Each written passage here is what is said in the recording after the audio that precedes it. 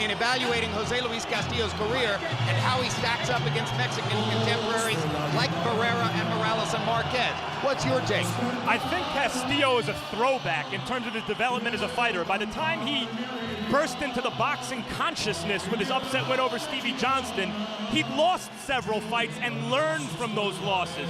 I think he was a truly great lightweight champion, and let me add my name to the list of people who say his fight against Diego Corrales, the greatest fight I've ever seen. And incidentally, when we asked Castillo about that, and whether he thought his fight with Corrales was the greatest he had ever been involved in, he said, no, it's not the #1 fight of my career. That was against Julio Alvarez in 1998. This one goes to 11. And where do you get that tape? Where is that DVD? Because that you've got to see. How do you get better than the greatest fight ever? He's a high-contact fighter, the kind who quite often have short careers. It's been an extraordinarily long career for Jose Luis Castillo, and now, toward the tail end, it seems, he is fighting to get out of debt. That could either be a back-breaking obstruction or a giant benefit-giving incentive.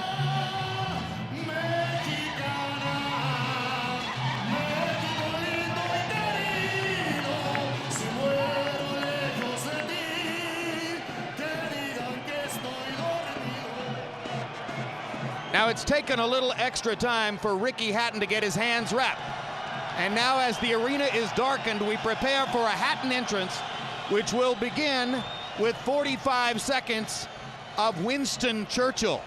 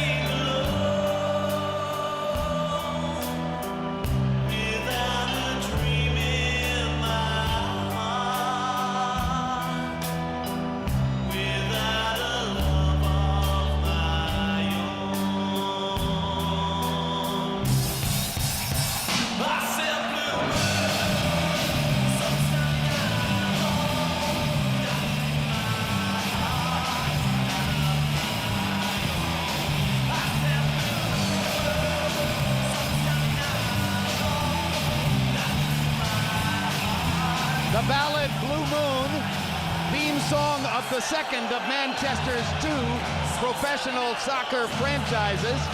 Like Floyd Mayweather, Max, he enters wearing a sombrero. We are in Vegas, right? Are we? I mean, this is unbelievable.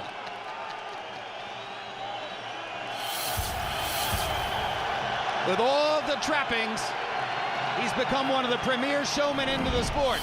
And incidentally, just to justify and legitimize the sombrero, walking into the ring behind Hatton, now a member of his entourage, the aforementioned Marco Antonio Barrera. Let's go to ring announcer Michael Buffer for the official introductions. Ladies and gentlemen, from Thomas and Mack Center, Las Vegas, Nevada, USA. Good evening and welcome to the main event, presented by Arthur Palullo's Banner Promotions and Dennis Hobson's Fight Academy, along with Caesar's Palace and Wynn Las Vegas, sponsored by Nemiroff and brought to you in association with Top Rank Incorporated. This contest is 12 rounds of boxing for the IBO Light Welterweight Championship of the World. Sanctioned by the Nevada State Athletic Commission Chairman Dr. Tony Alamo, Executive Director Keith Kaiser, IBO President Ed Levine. At ringside, the 3 judges scoring this bout on the 10-point system will be Adelaide Bird, Dwayne Ford, and Clark Sammartino. And inside the ring, working for the 162nd time in a world title bout, referee Joe Cortez. And now, ladies and gentlemen, for the thousands in attendance and the millions watching around the world, let's get ready to rumble!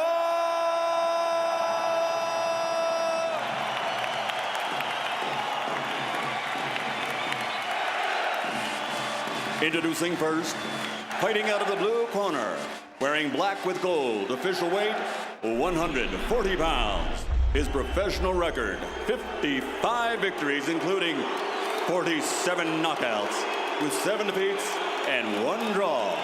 Damas y caballeros de Mexicali, Mexico, the challenger, the former 2-time lightweight champion of the world, José Luis El Temible Castillo.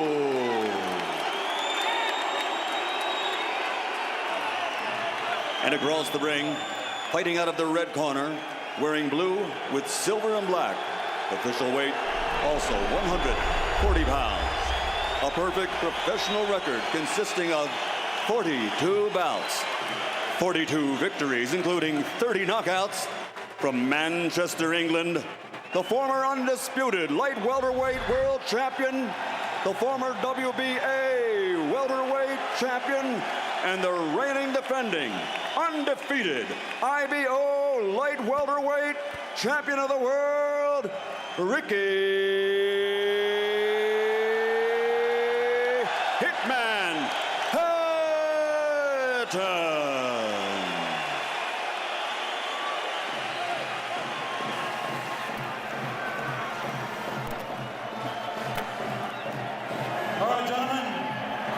We follow the rules in the dressing room. Ya vi la regla del camerino. I expect a good, clean fight. Quiero una pelea limpia. Obey my commands at all time. Punches here are good. This is good. Punches here, this is a little high. The punches here are good. Give me a good, clean fight. Remember, guys, I'm fair, but I'm firm. Touch your boat. Gotti Ward, Pereira Morales, Corrales Castillo, Castillo Hatton.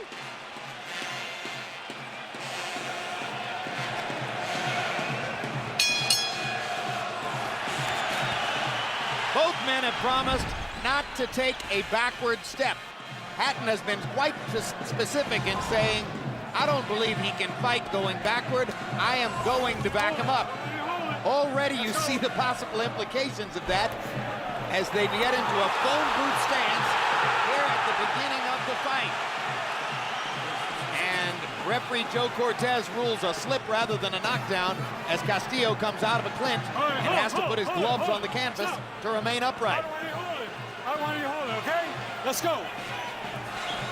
The one thing that I noticed right away is the hand speed of Ricky. It seems to be much more faster and more accurate and pinpoint compared to Castillo.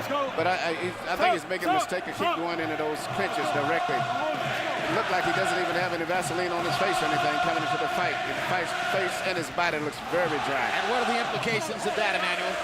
I think he didn't have enough time to get warmed up properly. And by that, we refer to the fact that his brother, Matthew Hatton, fought on the undercard, fought in the fight preceding this one, and therefore some members of Hatton's corner, including his chief second, were involved with his brother while he was fighting. They got back to the dressing room late and had to hurry through the process of wrapping his hands and putting on his gloves. Yes, but also I'm looking at Hatton's got faster hands, but they're going into collision. I think he should move forward and then maybe take a half a step back. And you saw referee Joe Cortez already warning both fighters about excessive clinching.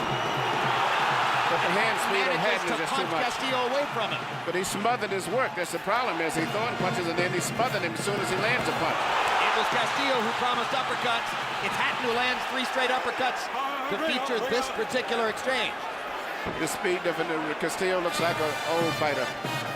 I think Hatton's plan is to get inside Castillo's punching power and smother. I think he's more concerned with smothering Castillo's punches than taking steam off his own. Well, he said he definitely wants to try to force Castillo to go back. The last 5 rounds of Hatton's fight against Juan Urango in January became a clinching festival. And already we see signs that this could be a clinching festival too. But both guys expressed that each one felt they were physically stronger than the other also. Castillo misses with a left hook after Hatton landed his. Castillo misses with an uppercut after Hatton landed his. Hatton has certainly been the more accurate puncher in the early going. Quicker, more able to get off, more able to land inside. He should keep the fight at more of a distance. He's getting too close because he can land the punch, especially with the short left hand shots. And catches got more careful, more cleanly than he can by smothering his work.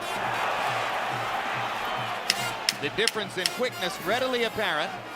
Castillo seemingly has to gather himself to throw his punches. Hatton gets off with a blast.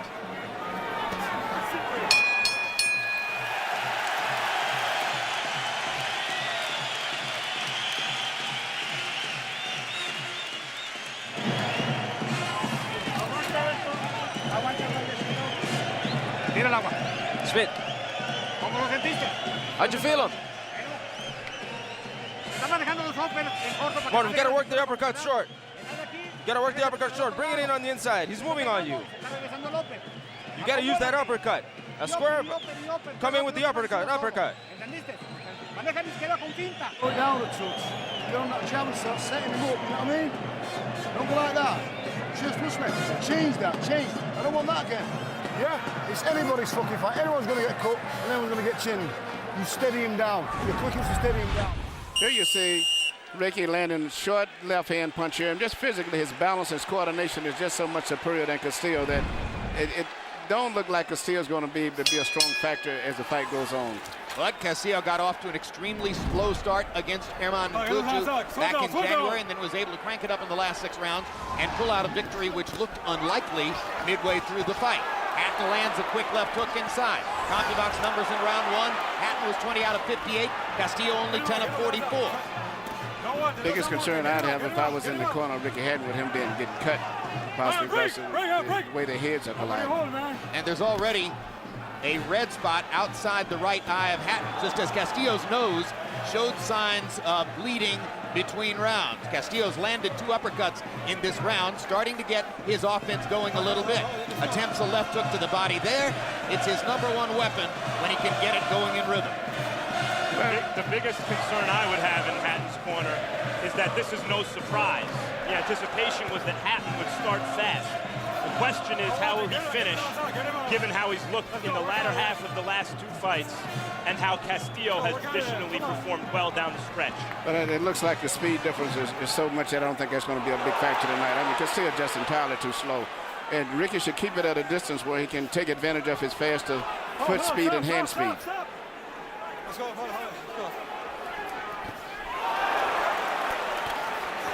Now Castillo with the longer arms lands a couple jabs. Goes back to that uppercut inside. Get those arms out. Get those arms out.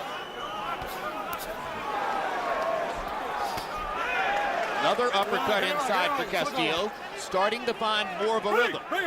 Break, son. It's fascinating. Jose Luis Castillo has an image of being almost exclusively an inside fighter, Emmanuel, but in his fights against Diego Corrales, he mastered the longer arm Corrales from outside. Yeah, for Corrales, even though he was tall, he really had very good short, compact punches.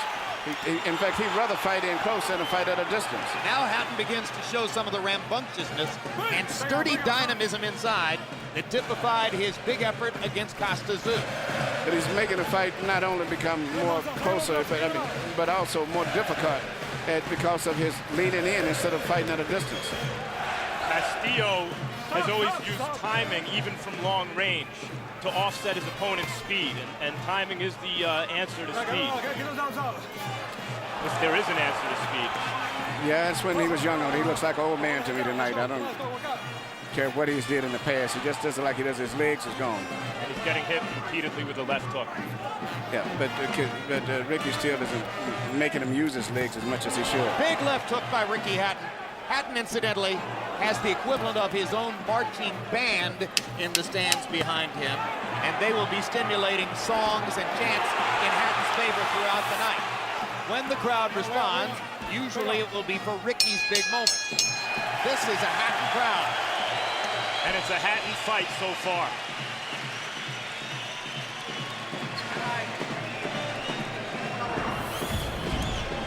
Coming up July 7, Vladimir Klitschko against Layman Brewster. The second time around, you'll recall that Brewster got a knockout victory under unusual circumstances against Klitschko here in Las Vegas a couple of years ago. Now Vladimir gets to reverse that, and the fight will air at 5 Eastern time and then in its entirety that same night at 10:30. 1 week later, July 14. Welterweight triple header headlined by Antonio Margarito's defense of his title against undefeated Paul Williams. Also that night, Kermit Cintron puts his portion of the title on the line against Walter Matisse. And Arturo Gatti returns to the ring, taking on Alfonso Gomez of Contender fame. Loaded welterweight division, triple header on July 14. Power punches through the second round. Hatton 38 out of 111, doubling Castillo more or less. Castillo is 18 out of 67. Ricky Hatton throwing more punches, throwing more quickly. The more effective fighter in the first 2 rounds.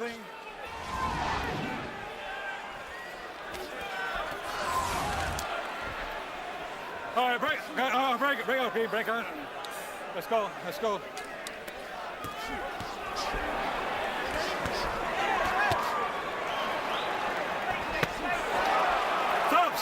Stop. Let's go.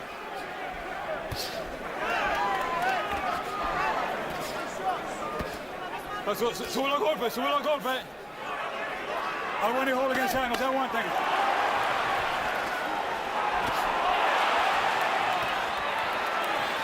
No, come on, get those outs out. No one, get those outs out. Get those outs out, get him out. You know, Castillo's doing very well right now because Hatton is going right to the inside and not making Castillo use his legs and fighting in close like that. Castillo's beginning to start to find his range, starting to land a lot of punches. They're also mauling on the inside, and Cortez is warning them, but they're throwing punches. There's no real break in the action. There's steady flow of punches from both guys. Get him out. Or sometimes they'll clinch on one side while throwing punches on the other. Both fighters have built a better rhythm and tempo in the first half of this round than was the case in the first 2 rounds. And Cortez isn't warning them, he's exhorting them to throw punches, but I think they are throwing punches. Now, the way they're fighting in close, Castillo may start to find in the range and landing his body shots in there, because even though Hatton considers himself a body puncher, he's nowhere near the body puncher of Castillo. He's a much better body puncher. Well, Hatton acknowledged that he needed to do more work to prepare for a body attack after seemingly having been hurt by Juan Urango's body punches in the 5th round of the last fight, one factor which seemed to slow him down in the second half of the fight. If you have trouble taking it to the body, logic tells you you're going to have trouble against José Luis Castillo.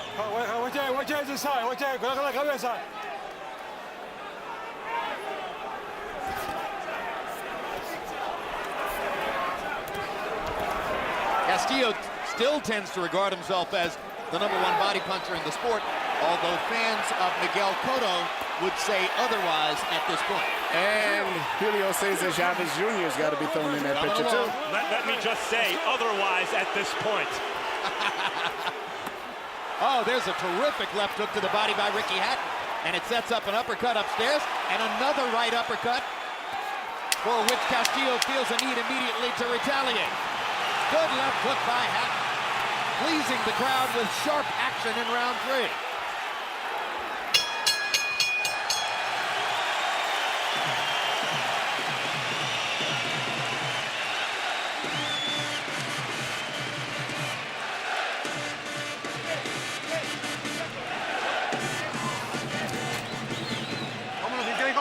How are you feeling? Good. Where's the water? Come on, you gotta move up the pace. He's hitting legally. Bend your waist, move so he doesn't hit you. Yeah, he's okay. He's strong. Strong, yeah. Well, use your balance inside. You can take a little skill inside. Right, yeah. I do. Well, nudging, use your balance inside, yeah. And finish on jump. CompuBox numbers in round 3, best round of the fight. Ricky Hatton landing 23 out of 54. Jose Luis Castillo 21 out of 62. That round probably a harbinger of what we're going to see through the middle portion of the fight. Harold, how do you score it so far? Okay, Jim, 30-27, 3 rounds to nothing for hook and hold Ricky Hatton. Jim, I gotta tell you something. Jose Luis Castillo's gotta catch this guy before he comes in and ties him up like he did there. Hatton gets off 2-3 good hooks, and then he grabs him. See, right there. This guy hits him 2 times, grabs him. And he's been doing it the whole fight. He gets away with it. Castillo's gotta catch him on the way in, or you're gonna see a shutout. 3-0 for Ricky Hatton. Get him out, let's go. Get him out of there. So, Harold, it sounds as though you're attributing all the holding to Hatton. Jim, to tell you the truth, 90% of it is Hatton. There's no question. He's good at it. He uses his strength to shove Castillo back, but he's holding him a left. There's no question. Look, right there. Hatton's got him with the left hand. Castillo put his left arm over the back of Hatton's neck. I agree with Harold. I think Hatton is the one initiating the clinch, whether or not Castillo's playing ball. But the thing is, Hatton seems to be strictly intent on just bullying Castillo around and not boxing him at a distance. He's punching, and as soon as he lands a punch, he starts pushing him with his shoulders, clinching him, whatever. But he's trying to make it a physical fight to push Castillo back into the ropes. Is this the Hatton who beat Castillo? Somewhat, yes. It's very similar, but Castillo is a different type fighter. Castillo becomes very unorganized very easy if you crowd him, because he likes to have space to fight like most of the European fighters, which is what he was as an amateur. Joe Cortez is deducting a point from Castillo for low blows. Let's go, time in. Did you guys see a warning? I did not. Seems like a quick deduction. Get him out of there. Perhaps there was a warning in round 2 Let's go. during a discussion that took place among all 3 of the principals in the ring at that time. One way or another, no protest from Castillo as a point is deducted from him. And now, if Harold Letterman's scorecard is in line with those of the official scorers, Castillo's got an uphill fight on his hands.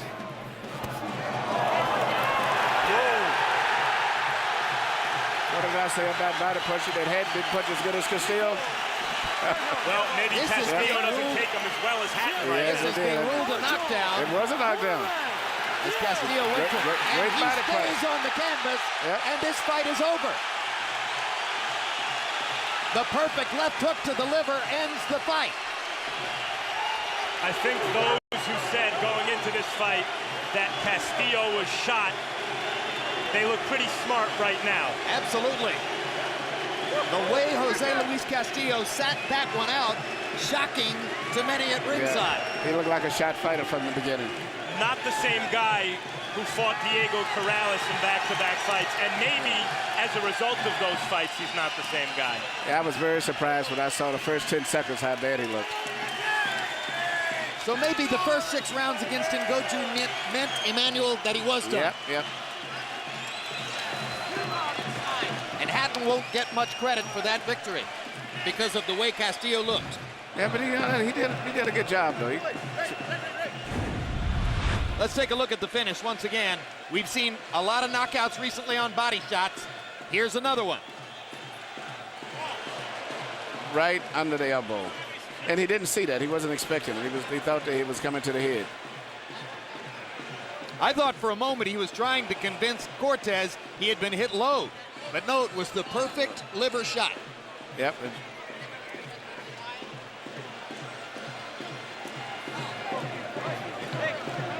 One more look at Ricky Hatton's perfect location of the left hook under the right arm. And that's unusual to see Mexican fighters, because in training, they all the time, that's their favorite punches, is exchanging left hooks to the body. This is what Mexican fighters have been doing to their opponents for decades. I'm very surprised to see a Mexican fighter get knocked out with a body punch. It's unusual. So a 4th round knockout victory for Ricky Hatton over Jose Luis Castillo becomes the gaudiest element of the Hatton resume for the moment. They're singing Christmas songs in June, but it is Christmas to them. Let's go to Michael Buffer for the particulars on the Hatton KO. Ladies and gentlemen, referee Joe Cortez reaches the count of 10. The official time, 2 minutes, 16 seconds, round number 4. The winner by knockout victory, still undefeated, still the IBO light welterweight champion of the world from Manchester, England, Ricky Hitman Hatton.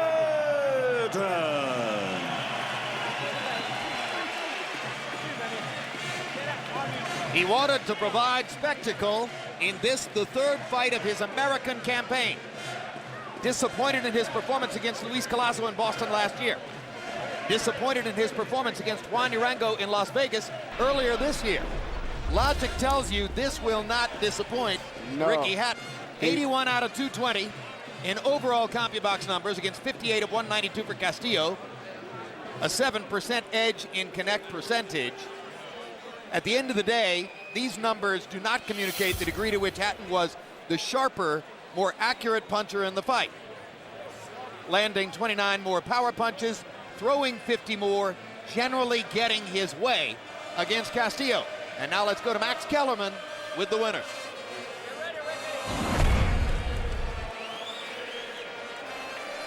Congratulations, Ricky, for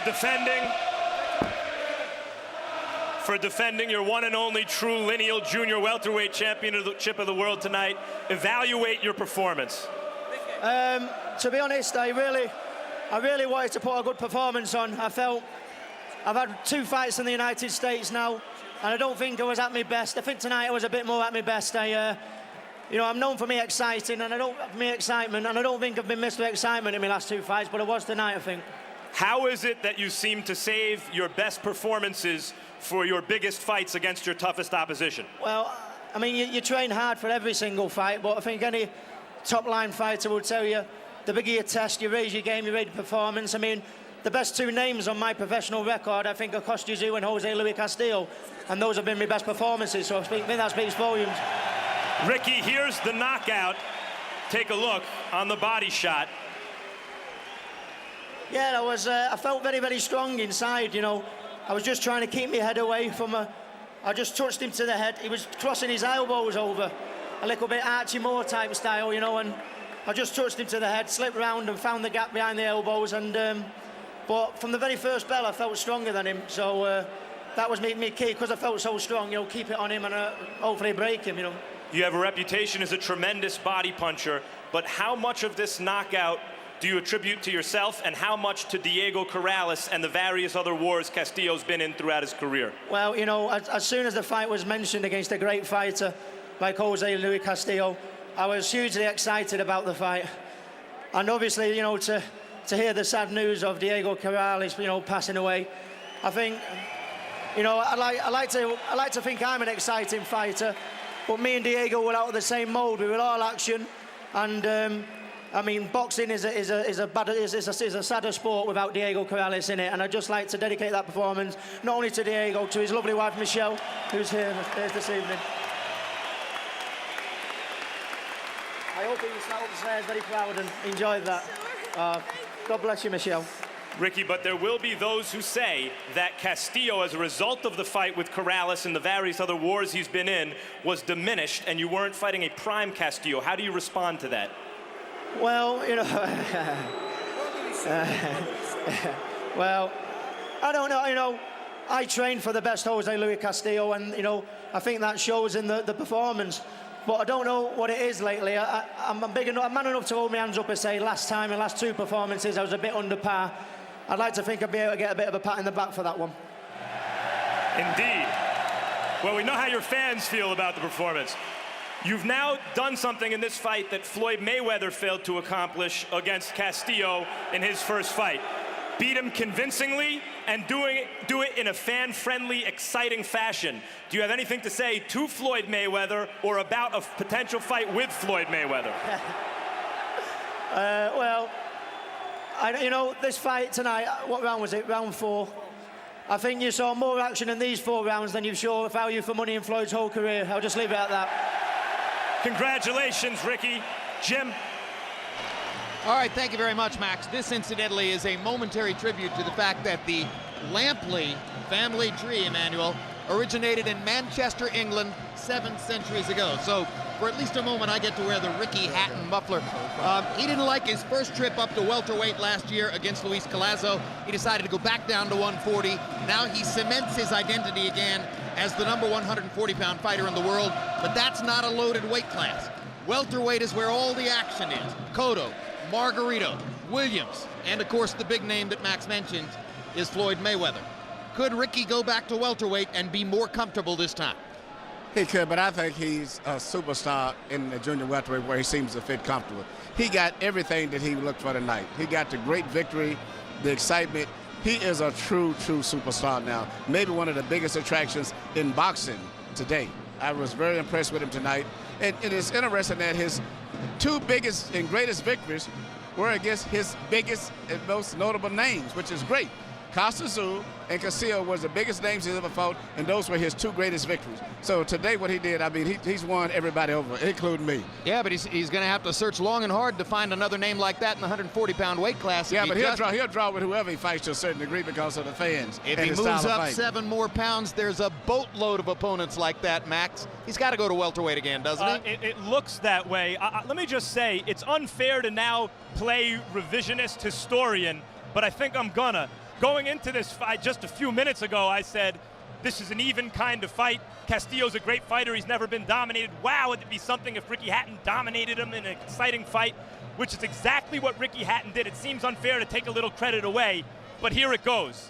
Castillo did look like a shot fighter tonight, like he was showing up to kind of see what this young guy had, and when he saw what he had, he thought, it's too much for me, and packed it in on a body shot. Yeah, and incidentally, that was quite a moment when Ricky made his little tribute to Diego Corrales in the ring following the fight. That was indeed Diego's wife who came up and gave him an embrace. So Hatton once again showed, incidentally, that he has the instinct of a politician and the timing of a politician as well. Yeah, he has an earnest quality about him, and he fights in that way usually, or at least when he does, it's when he's at his best.